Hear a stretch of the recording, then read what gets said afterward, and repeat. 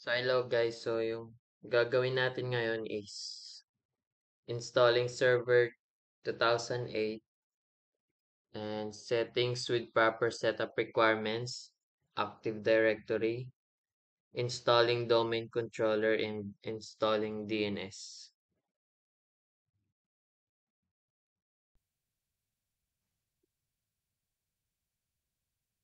So first is open muna natin yung VirtualBox natin and yan, lagyan natin ng name yung server 2008 and download natin. Set up natin yung settings niya, yung makakaya ng laptop natin. So, tapos dito, ayun, ilagay natin yung files ng server 2008.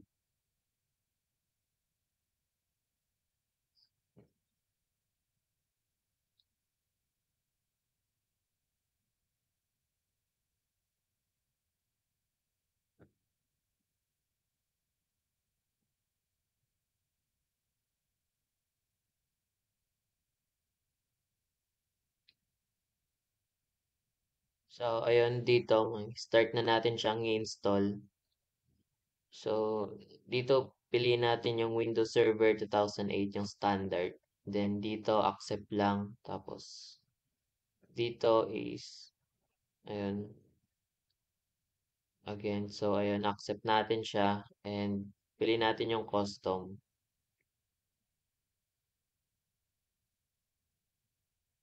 So, dito, antayin natin siyang mag-loading. So, medyo matagal yung loading niya sa part na to.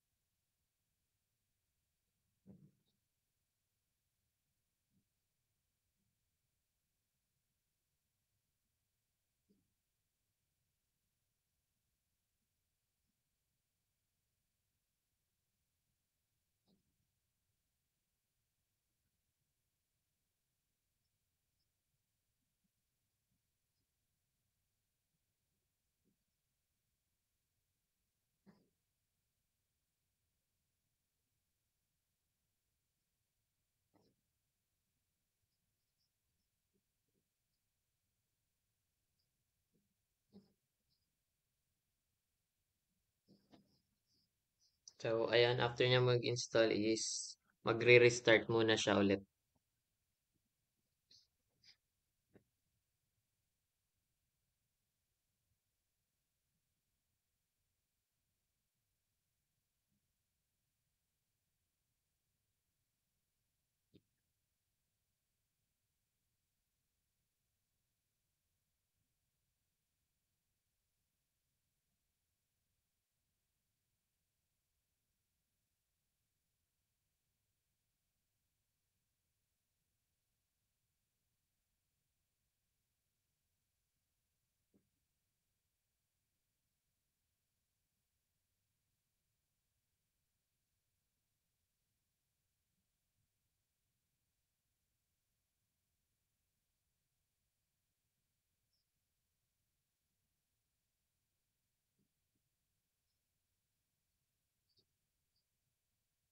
So, ayan dito is maglalagay na tayo ng password as administrator. So, kailangan yung password nyo doon is kompleto siya. May letters, may numbers, tsaka special characters. So, ayan. Pag na-open nyo na siya, so, set up lang natin siya ng tama. So, una nating anuhin is yung time zone. Piliin natin yung Beijing, Hong Kong.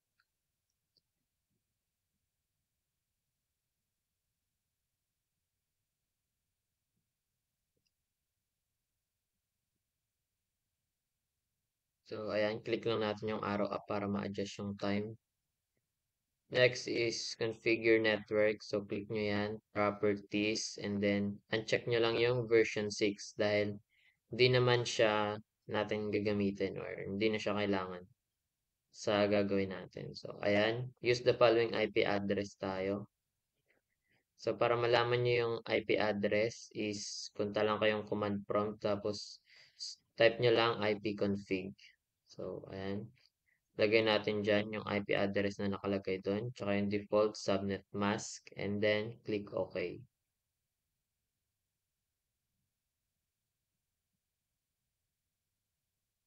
So, ayan, after nun is magpo-provide tayo ng computer name.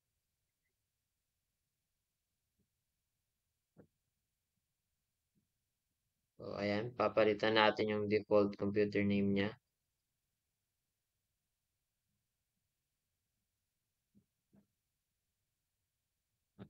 So, sabi dito is hindi pa pwedeng gumawa ng domain, kaya ayan, work group na lang muna siya at mamaya na natin siya gagawin.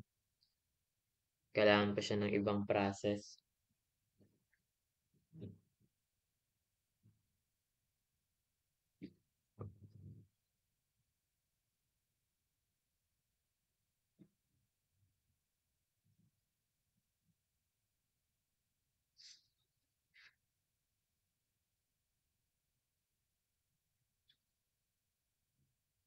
So, ayun, after tayo mag-setup ng computer name is kakailanganin din na i-restart yung Windows sa virtual machine para ma-apply yung bagong name na nilagay natin or yung bagong computer name.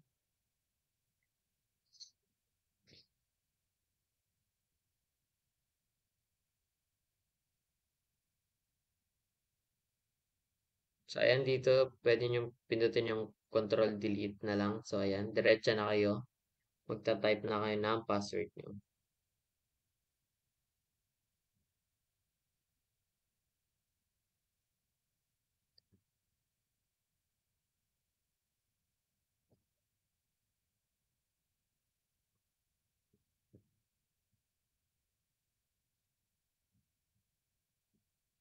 So,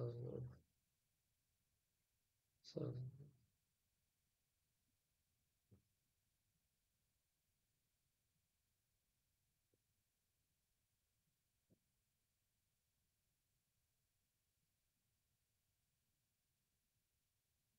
so, ayan yung next natin gagawin is mag-a-add na tayo ng role.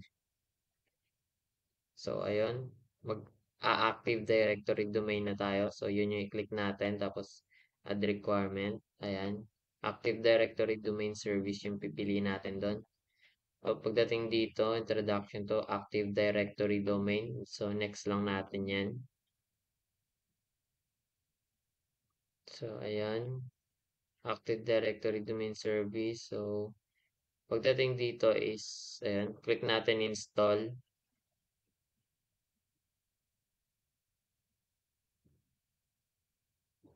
Ayan. Antayin nyo lang siya mag-loading kasi medyo may katagalan din yung loading niya sa part na to. So, ayan, sabi dito, installation succeed. So, ayun.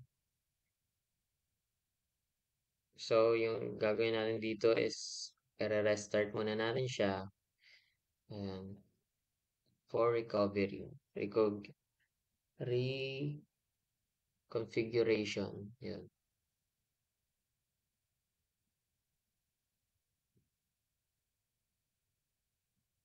So, ayun. Kagaya kanina, login lang ulit as administrator.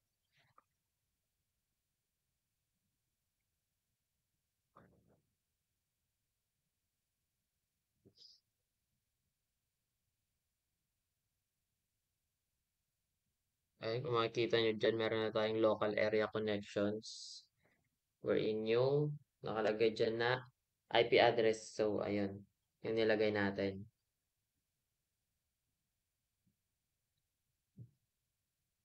So, ayan, next nga, yung ginawa natin is sinearch natin yung DC promo. So, after i-search yan, lalabas yung ganito. Active Directory Domain Service Installation Wizard. So, next lang natin yan. Configure domain name system client settings. So, dito is check natin. Kailangan natin i-check yung box. So, ayan. Kung hindi natin i-check is yung lalabas yung wizard, yung notification na yun. So, ayan. Next. So, dito, create a new domain in a new forest. Kasi nga, first time pa lang natin siyang gawin or mag-install.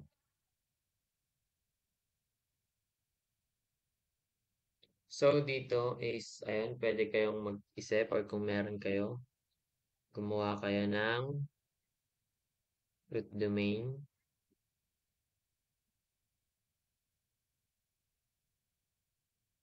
or kung ano yung magiging pangalan ng domain nyo. So, ayan. Nilagay natin ittaster.local. So, net bias name.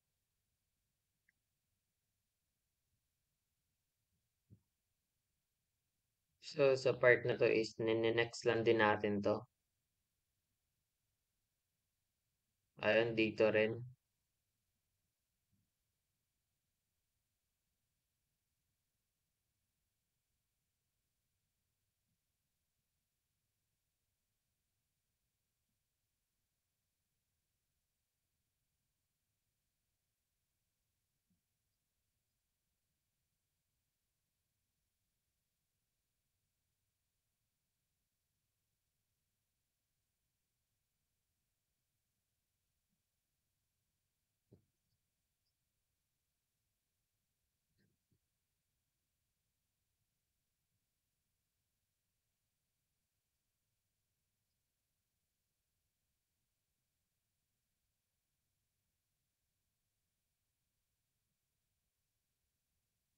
So, ayan, dito is kailangan pa nating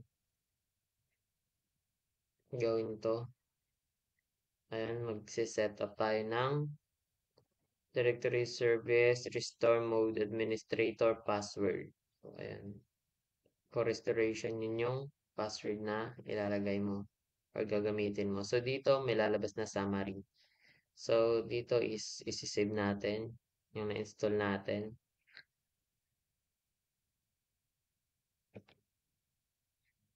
Ayan, good practice yung ano yun, ganun, sinisave. So, ayan. So, dito nga is naglo-loading na. Nag-i-install na yung ating Active Directory Domain Service Installation Wizard.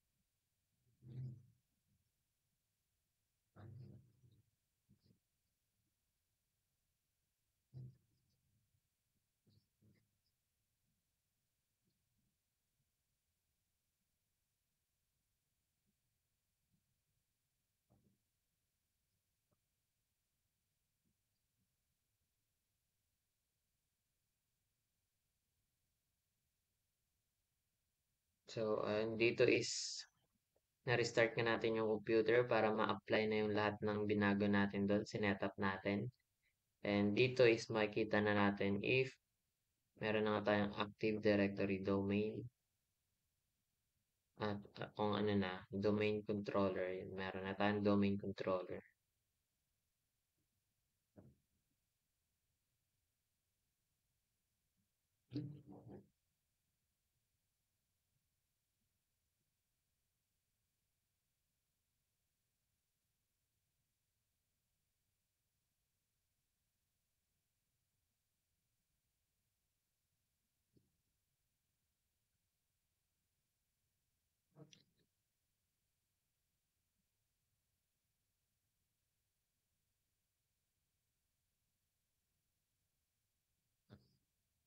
So, ayan dito, login lang natin ulit. So, ayan. So, ayan kung makikita nyo dyan, meron tayong local area connection. Meron na tayong computer name, which is yung hostweb, taster.local. Meron rin tayong domain. Ayan. ittaster.local, yung domain name natin. So, ayan, meron na rin. Tama na rin yung time zone natin. So, ayan, nagawa natin siya.